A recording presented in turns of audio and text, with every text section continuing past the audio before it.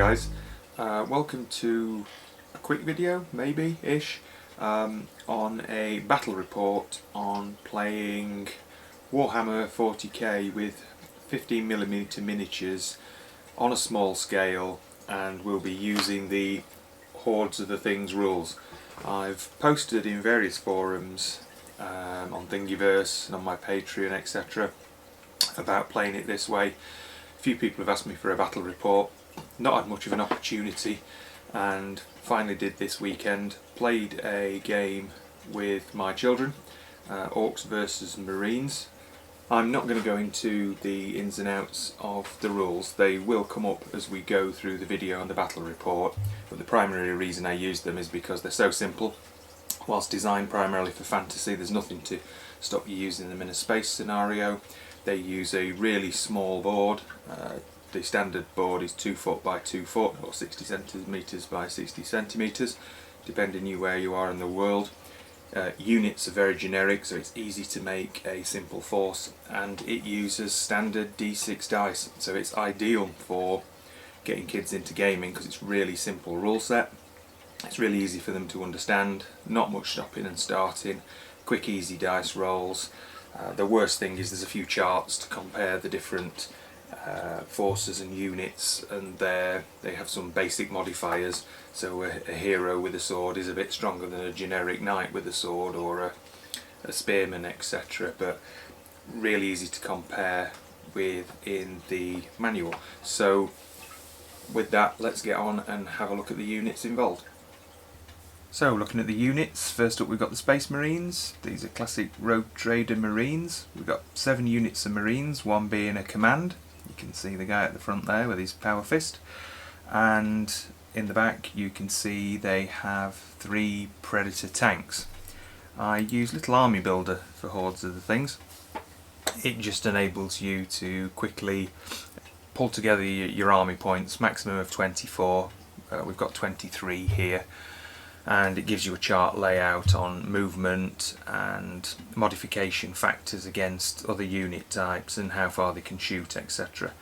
So that's really handy because I can type it in here, know I've got the right amount of points, and it gives me a quick chart that I can print out that we can refer to during the game for quick and easy use. So you can see here we've got the Marine Command, which are shooters.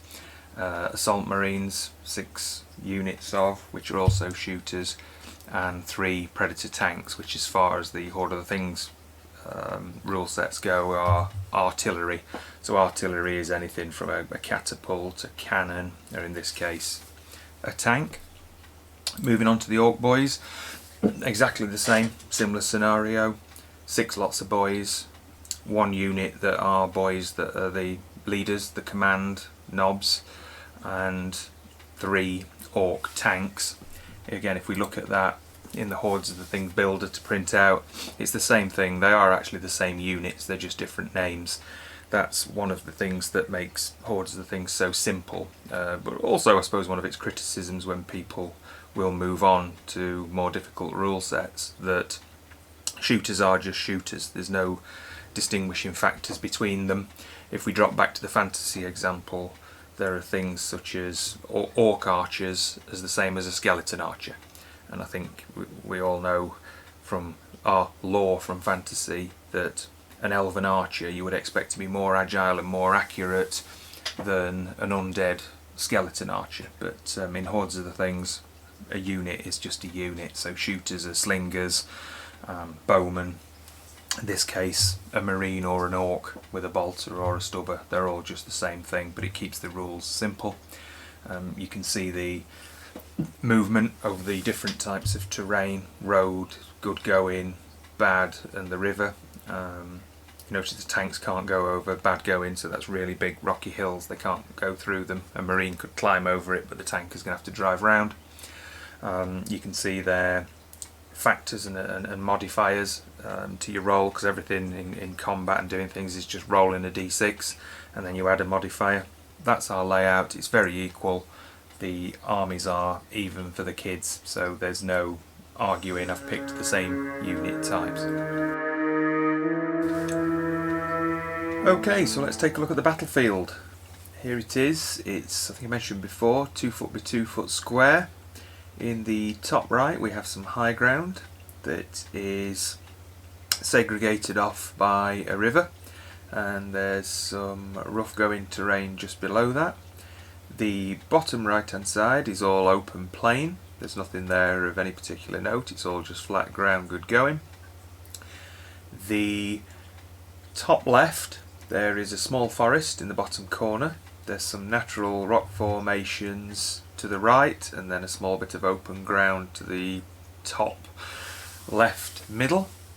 In the bottom corner, and one of the most important pieces for this story, there's an outpost bunker and an old ruined supply road feeding into it, and a couple of trees just at the corner of the road. If we zoom in on the bunker, this is the core of our story. What I always liked about the old Rogue Trader rule set, and I still involve with my children, is bringing a bit of role playing into this. And this is the centre of our story. It's been put on this planet to do research and extract chemicals from the core. There is an Imperial science group locked in this bunker. They were put in many years ago with enough basic food rations and water and equipment to last them for many years. They've got a short term of 20 years sealed in this bunker. This is bunker number 6 on the planet. They've not been out for many years now, and they are, as usual with the Imperials, slightly poisoning the planet, extracting its resources. What's happened in the background is a small scouting operation detachment of Orks have landed. They've been exploring the planet because it looks largely untouched, and they've come across bunker number 6. They've tried to get into the bunker and found it sealed. They came with a scout tank and a few boys, and what they've done is then called in for reinforcements to try and get in and take this bunker. Brought in another couple of tanks and some more boys. They are positioned all around the bunker. They've not managed to break into it. The bunker is our base, our fortress for the point of this. While it belongs to the Imperials, the task from Horde of the Things rules is to take this. This is the base of the Orks themselves for the purpose of defending and trying to get it.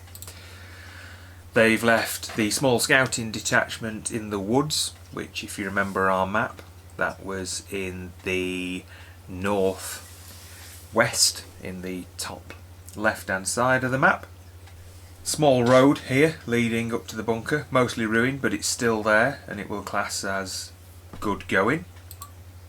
And then there's the high ground at the top. Now, the scientists in the bunker have managed to send out a distress call to the Empire, who have passed that to a detachment of Marines. The Marines who look after this sector and this planet are the Dark Angels. The Dark Angels have sent in some scouts who have gone onto the high ground to see what's happening, and they've seen the Orks and detachment, and then called down the regiment, detachment, don't know what the latest term is for it, of Marines, and that's what we looked at before. They've brought in the 3 Predators, the 6 units of tactical Marines, and the command. So on to the deployment. My daughter had decided to play the Orks and my son the Marines. Interestingly, we had a brief squabble. Everyone wanted to play the Orks, interestingly. I thought it was going to be the other way around, but they finally settled. I gave the children then free rein to deploy their units as they wished. My daughter was quite insistent on following the story, so pretty much left her units as per the brief description I'd just given and the bit of role play we'd done. And my son moved all his units down into the plain area. He certainly didn't want any tank units the other side of the river. That would really hamper them up there, and he had decided that his scouts from the top likewise would have also come down and joined the main unit. So this brings us to this starting point. I was a little nervous at the moment that my daughter had got herself. The Orks had spread themselves a little thin, and the Marines could go in as a large unit and really hit hard individual Ork components. But we rolled for initiative, and the Orks won the roll and had the first move. So the Orks moved first. Some of the boys started to move forward, but the centre tank rushed forward. I think the Orks must have had the green mist. Again, this was slightly worrying as they were rushing forward to what would have been a superior force. This left the tanks, the first two predators, which my son also moved forward, in contact with each other, and led to our first piece of action, and the first tank effectively being destroyed by the first two predators. They didn't roll too badly each, but at the end of the day that poor little Ork tank was absolutely outgunned. For the second turn, or bound as it's known in Horde of the Things, the Marines had the advantage and pushed forward. My son and his Marines pushed the predators forward and were trying to push their advantage. The Marines, he didn't have enough action points to move many of those. He put everything into the predators, which stormed forward. A unit of tactical Marines actually moved slightly backwards out of the way to let one of the predators who was trapped by the bad going make better progress, and they charged forward. There was little action points for the Orks, but the units in the top left moved slightly forward, and the boys down at the bottom near the bunker stayed where they were, probably thinking, oh my goodness, the tanks are coming. And at this point I'm thinking, the Marines are probably going to take advantage of the Ork layout and tank rush them at the start and steamroller over them. In the shooting phase and the next movement phase, my daughter brought forward a lot of her Ork boys. She brought one of the tanks further forward and brought most of her boys further forward. This led to a direct confrontation with the two predators at the front. The Ork boys were pretty much outgunned and their tanks weren't yet in position. She'd certainly got the one down at the bottom trapped behind the trees and not yet onto the road. When we rolled for combat and the dust settled, the Marines rolled very poorly, 1s and 2s, and the Ork boys were rolling 5s and 6s. So even with modifiers applied, the Marines ended up losing both of the Predator tanks that rushed forward. I think this was quite a shock to the Marines. The shock and awe had really worked. The boys felt like they were on the back foot. The boys had obviously definitely gone into a full wag and charged forward blazing and managed to take out both of the predators. They were both left smoking on the battlefield, and that was quite a shock for the third turn.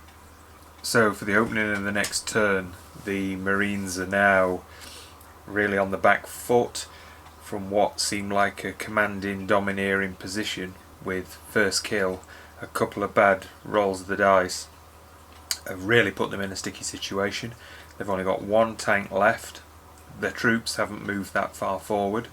The Marines now are going to have to do the bulk of the work, and they're still down in the open plain in that bottom right hand corner. The Marines are going to have to really pull something out of the bag now and go on the offensive and get some kills under their belt. The Orks, meanwhile, of course, are really now bullish. My daughter is screaming and very excited from losing the first tank and suffering the first kill and being quite upset about the situation. Her Orks are screaming and shouting and getting really excited and egging the Marines on and getting ready to charge forwards themselves. The Marines take the initiative again and do move forward. However, they don't get many action points, so they can only bring 2 units forward. This is a bit of an issue because whilst the Orks don't have the initiative, they again get a good movement roll, start bringing up a couple of their tanks, start to move forward.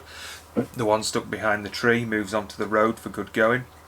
The one at the top moves forward, and then all the boys charge forward, ready to engage the Marines.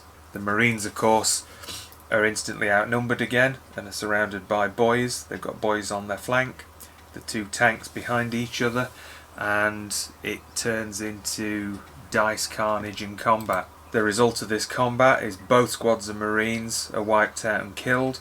The Predator manages to survive, and the Orks don't take a single casualty. Their tanks are fine, the boys are fine, and they're screaming, shouting and charging.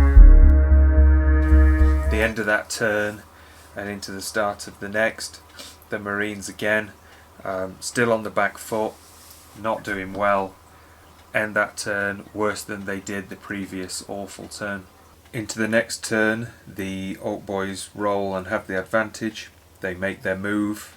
They are in a bloodlust now. They're in a real frenzy, and they push their advantage. So they run straight over the dead Marines and into the Marines and Predator behind.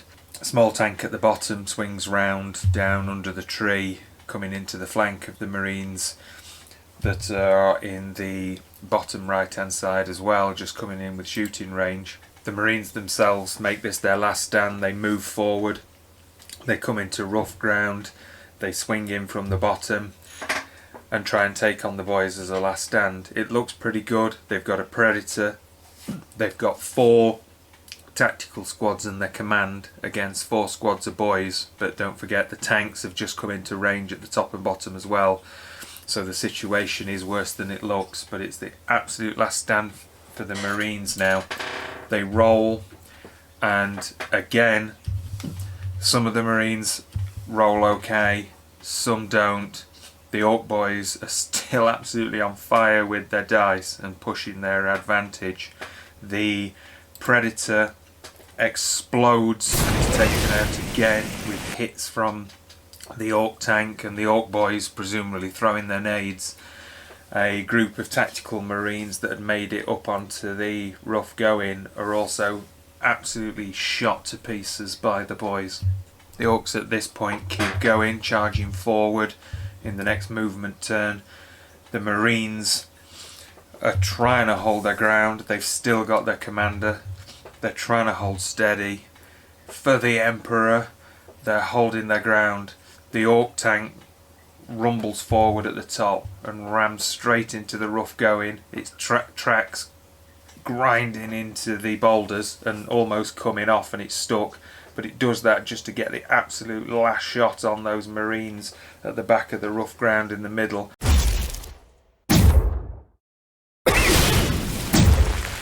The Ork boys rush forward into the rough ground within stubber and bolter range, and the remaining sets of boys run into the tactical squad at the bottom. The commander is trying to hold his units together, giving spirit to the guys, but the small Ork tank at the bottom at the road, it's holding steady, but it's in shooting range, and the bolters of the commander's group cannot do anything about it. They just can't reach that Ork tank and do any damage. The little Ork tank on the rocks is blasting away with all its guns. It's got bolter rounds pinging off its armour, but unfortunately the boys rush forward and the tactical squad in rough going is just absolutely shot to pieces and overtaken. They can't do 2 squads of boys and that Ork tank. Further down the bottom, the squad of Marines, rallied by their commander, actually manages to hold off in the firefight against the 2 squads of boys. They do end up recoiling and going backwards, but nobody's killed. Minor damage done. At this point though, it is absolutely just too much for the Marines. There's lots more fire exchanged between the 2 sides, but at the end of the day, the Orks can see victory. They're screaming and shouting back at the bunker. The tanks are firing, the battlefield's full of smoke and dead Marines, only a few boys, 3 Predators in smoking parts. The boys are looting bits off them already. They can see the victory now.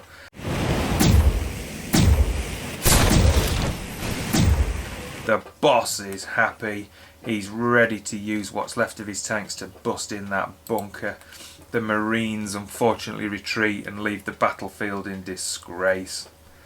And that is the end of the final bound.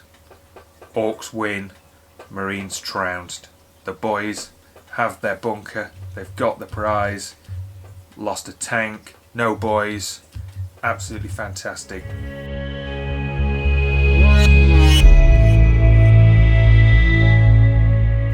Well, I hope you enjoyed that. That was a bit of a surprise to me. When the game started, I really thought the Marines had got the upper hand, and then when they charged in and got first blood on that tank, I thought I could see what was going to happen, and then everything changed. The dice were just not with the Marines.